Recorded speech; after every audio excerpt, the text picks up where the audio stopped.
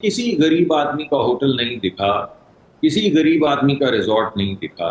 सब अमीर तरीन जो आपके मेरे दोस्त हैं, उन्हीं ने वहाँ पे होटल बना रखे हैं, उन्हीं ने रिज़ॉर्ट बना रखे हैं और क्योंकि उनके पास बहुत ताकत है तो उन्हें एनओसी भी मिल जाती है। हम्म। और बाज़ लोगों के पास तो इतनी ताकत है कि बगैर एनओसी के ही बना लेते हैं वो और बनाते हैं पानी के मुँह के ऊपर। हम्म। जब सैलाब आता है तो वो जब आपने देखे हैं कई वो बुर्द होते हुए आपने वो देखे हैं होटल और रिज़ॉर्ट्स, जी। लेकिन जो आपने नहीं देखा वो ये है कि जब वो बुर्द होते हैं तो उनका कंक्रीट जो है वो वेपन बन जाता है, मिसाइल बन जाता है नीचे की कच्ची बस्ती। Very true. बिल्कुल।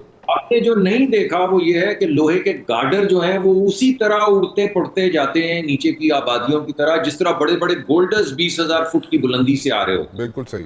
जैसे वो बोल्डर जाके गरीब आदमी को लगते हैं, उसी तरह ये कंक्रीट लगती है, उसी तरह ये बड़े-बड़े छतीर जो लगाए होते हैं छतों में वो लगते हैं, उसी तरह ये गार्डर लगते हैं, उसी तरह ये जंगलों की कटाई करने की जो माफिया है, उन्होंने काट-काट के टिम्बर जो रखी होती है दरिया किनारे, जब वो बड़े-बड़े पूरे तने पूरे का पूरा दरख्त एक वेपन की तरह नीचे की तरफ जाता है, तो उसके रास्ते में जो चीज़ आती है उसे डिस्ट्रॉय करता चला हम्म। जाता है। तो एक तो भाई इस एलीट कैप्चर का कोई बंदोबस्त नहीं हम्म। और वज़ीर-ए-आज़म भी ऐलान कर चुके हैं और सिपह सलार भी, फील्ड मार्शल ऐलान कर चुके हैं कि रियासत से ज़्यादा कोई मज़बूत नहीं।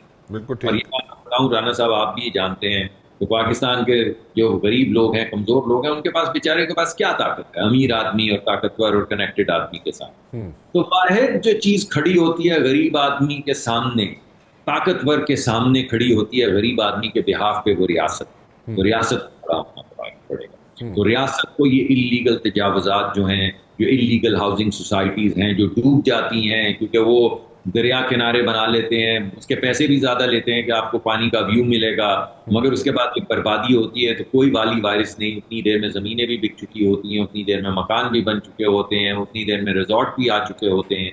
तो एक तो ये टिम्बर माफिया, दूसरी ये हाउसिंग की इल्लीगल हाउसिंग। ओन्ड हाउसिंग है वो तो अच्छा भले भले भली हम्म। अच्छी बात है, हम्म। ये हाउसिंग है, मगर इल्लीगल जो हाउसिंग सोसाइटीज़ हैं, उनके मामलात और तीसरा ज़ोनिंग। पहले ज़माने में तो ऐसे वो आपको याद होगा कि हमारे इंजीनियर वो कागज़ों के ऊपर लाइनें-वाइनें खींच के फुट्टे से नाप के प्लान करते थे। अरे भाई अब सैटेलाइट इमेजरी आ गई है। हम्म। अब ड्रोन के स्वार्म्स आ गए हैं। हम्म। अब आर्टिफिशियल इंटेलिजेंस और मशीन लर्निंग आ गई है। अब हम लोकल डेटा जनरेट करके रियल टाइम में एनालाइज कर सकते हैं।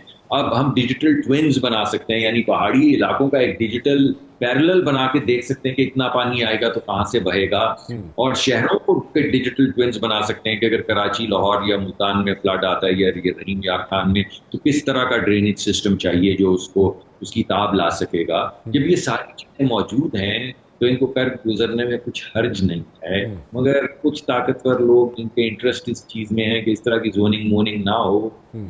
तो ताकत का इस्तेमाल करते हैं, तो अब रियासत को उनके सामने खड़ा होना पड़ेगा। हम्म। तो मेरा ये ख्याल है, ये मेरा मुकदमा है कि ये एक अहम चीज़ है। एक और चीज़ है जो शॉर्ट टर्म में सॉल्यूशन है, वो राणा साहब ये है कि हर डिस्ट्रिक्ट के अंदर बजाय इसके कि आप पंजनत जब पहुंच जाए मिलियन से ऊपर का फ्लड, मिलियन क्यूसिक से ऊपर का फ्लड, तो आप सोचें कि दाएं जानिब तोड़ के सिंध डबोना है या बाएं जानिब तोड़ के बलूचिस्तान डबोना है या पोर्ट मोमिन को बचाने के लिए कुछ और तोड़ना है।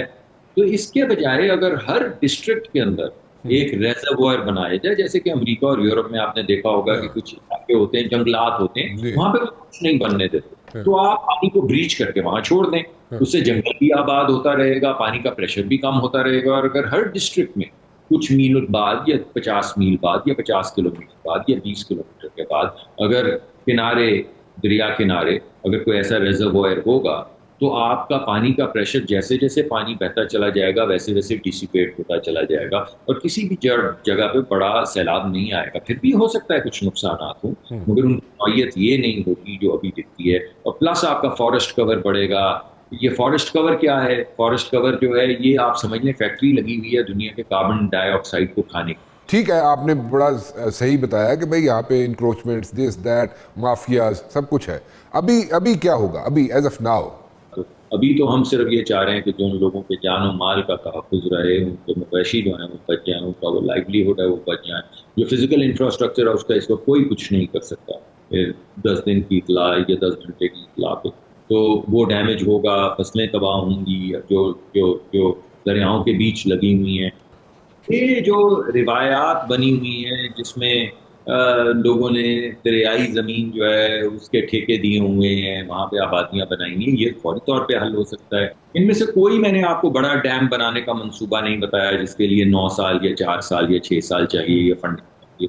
तो ये वो चीज़ें हैं जो फौरी तौर पे की जा सकती हैं। इसमें सिर्फ़ रियासत को एनफोर्समेंट और रिट ऑफ स्टेट जो है एस्टेब्लिश कर दी, वो इंशाल्लाह करेंगे। देखिए टेक्निकल हल सियासी हल नहीं होता।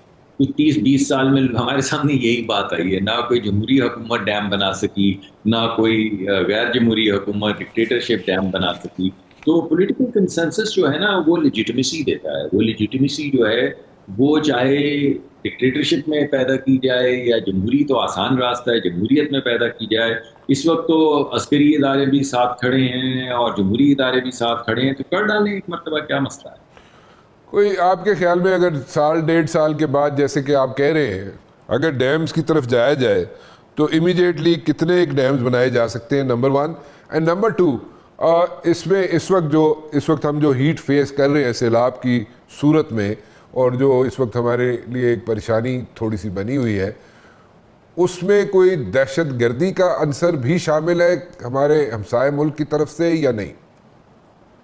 देखिए पाकिस्तान में जब ये मंगला और तरबेला दोनों मुकम्मल होंगे और उनकी रेजिंग भी होगी तो तकरीबन 17 मिलियन एकड़ फुट की पानी की स्टोरेज की गुंजाइश थी। ठीक।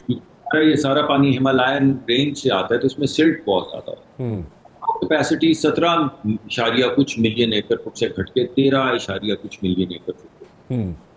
पहली बात तो ये है कि आप 5-6 मिलियन एकड़ फुट पानी की स्टोरेज खो चुके हैं सिल्टिंग की वजह से, जो हर साल आप खोते रहेंगे क्योंकि जो पीछे से सिल्ट आ रही है आप उसे रोक तो नहीं सकेंगे। ठीक। तो वो आएगी तो वो आपके डैम्स में चली जाएगी, डैम्स में चली जाएगी तो डैम्स की होल्डिंग कैपेसिटी कम हो जाएगी, होल्डिंग कैपेसिटी कम होगी तो आप कम पानी रेगुलेट कर सकेंगे, कम पानी रेगुलेट करेंगे तो आपके सी की इनग्रेस भी बढ़ेगी और फसलें भी बर्बाद होंगी।